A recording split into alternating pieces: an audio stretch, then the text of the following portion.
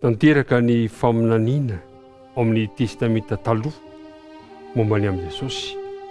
Fizarana voalohany no jerentsika androany ka anasako anao ampitiavana mba samy ho fonina isika hiaraka andinika izao ten'Andriamanitra izao.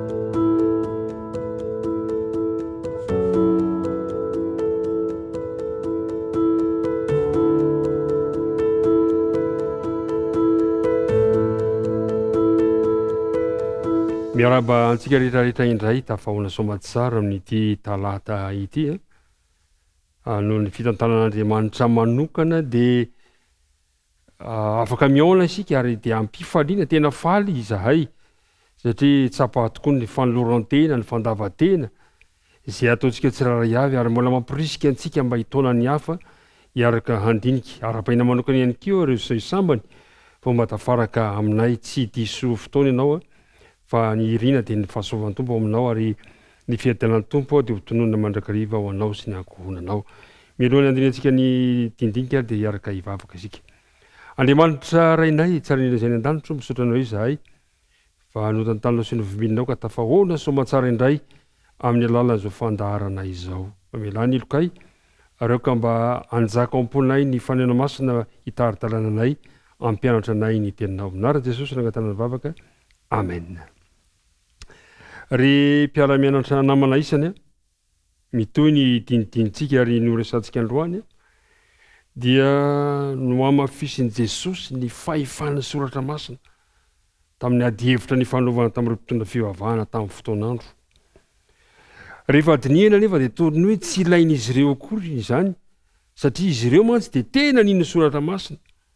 Saingy izao tiany Jesosy asongadina hatrany amin'izy ireo ny fahefana soratra masina mba hanehoana hoe iza marina moa Jesosy ka na toinona mety hamafy ny fony na dia manohitra mafy azy izy dia mety hanovany fony ihany izany fanambarana izany.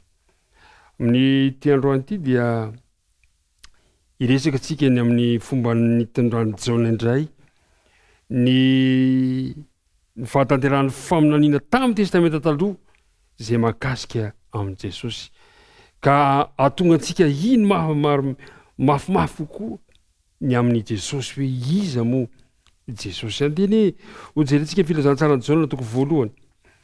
Filazantsarany Jaona toko voalohany ka ny andininy fahatelo amby roapolo dia milaza izao ny apôstôly Jaona amin'ny andininy fahatelo amby roapolo dia hoy izy izao dia feony miantso mafy any an'hevitra hoe ataovy mahitsy ny lalan'i Jehova arak'izay nolazain'i Isaia mpaminany. Ny apôstôly Jaona nilaza an'izany ny momba ny amin'ny tenany. Jaona mantsy dia anisan'ilay iraka ny rain'Andriamanitra hanomana ny fon'ny olona mba handraisana an'i Jesosy. Ary zany toe-javatra zany nefa dia efa nolazain'ny mpaminany Isaia ela tamin'ny fotoan'andro efa ela taloha tany ao amin'ny Isaia toko 50 ka ny andininy fahatelo. Isaia toko 50 ka ny andininy fahatelo dia milaza izao ny mpaminany Isaia izay maneho tanteraka ny fanambarany testamenta taloha mikasika ny amin'ny Jesosy, mikasika ny amin'ny fahefany ny soratra masina. Izao no voalaza inzany misy feony miantso hoe manamboara lalana ny anefitra ho an'i Jehova, manaova lalambe any an-tany foana ho an'Andriamantsika.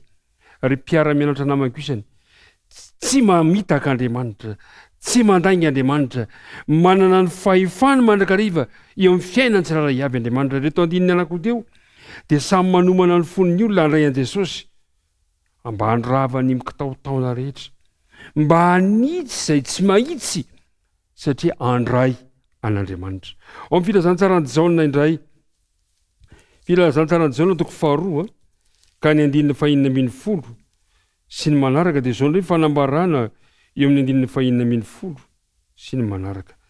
Jaona toko 2 ka ny andininy 510 dia izao ny voalaza teny hoe dia hoy izy tamin'ny nivarotra ny voromailala ento mivoaka ireto zavatra ireto, aza atao trano fivarotana ny trano raiko. Ary ny mpianana na tsy ary fa voasoratra hoe ny firehetako ny amin'ny tranonao no aharitra aina. Zany ny fanambarana Jesosy ny amin'ny tempolon'Andriamanitra.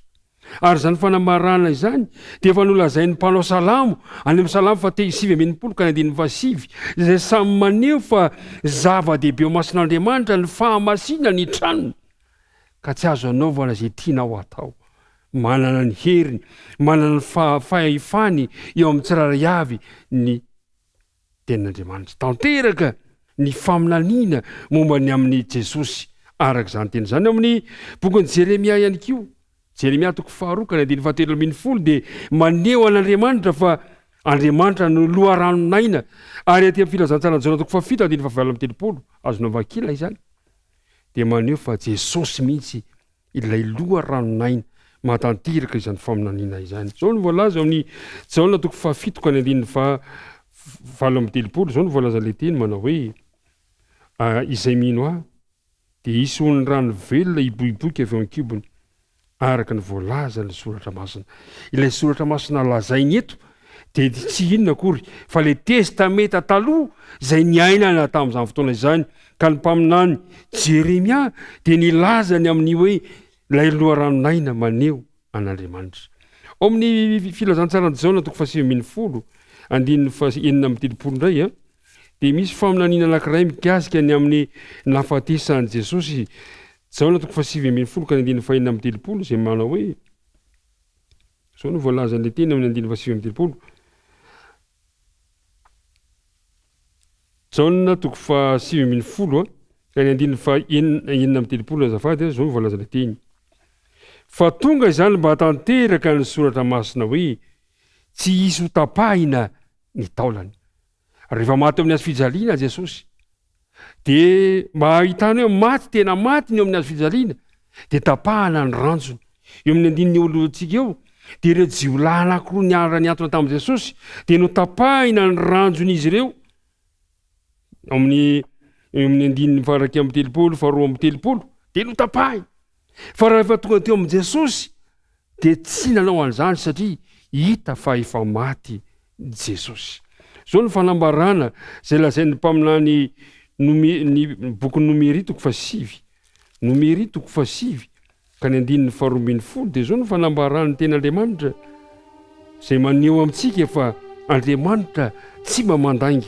Dia zao ny voalaza amin'ny 9:12 aza vela isy sisa ho tramaraina ary aza vela isy ho tapahiny ny taolany araka ny lalàna rehetra ny amin'ny Paska ihany koa no hitandremany azy.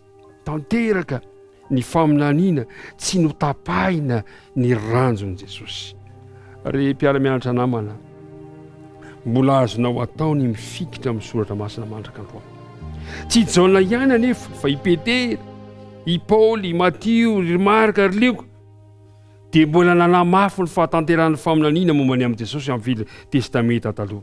Ary reny rehetra reny dia maneho antsika fa azontsika hitokiana amin'ny fotoana rehetra ny soratra masina. Amin'ity androany ity dia tiako ny tarika ny sainao, tsy diso ianao raha mifikitra mihino ny soratra masina satria ny soratra masina dia afaka maneho ny zavatra tamin'ny lasa sy ny ankehitriny ary mbola maneho antsika ny amin'ny zavatra ho avy eo amin'ny fiainako sy ny fiainanao. Koa raha hiatrika n'izao tontolo andro ny ity talata ity izao isika tsiraray avy dia andeha hino mandrakariva ilay Andriamanitra izay tiantsika tsiraray avy. Dia ny tompony hombanao hitantana ny fiainanao an'izy koa andeha hiaraka hivavaka indray isika ankehitriny. Andriamanitra rainay tsaraina izay ny an-danitra misotranao izahay no ny fahatanterahiny ny teninao izay efa taona maro lasa tany aloha kanefa dia tanteraka teo amin'i Jesosy ireny faminaniana ireny. Ampio izahay mba ho isan'izay mino sy mifikitra ny teninao. Ka raha hiatrika izao tontolo andro izao izahay dia aoka mba ho hita eny aminay fa izahay dia mitoky sy mino ny teninao. Dia mitahi izao mpiaino izao mitahihana tsiraray avy aminarana Kristina angatana ny vavaka. Amen.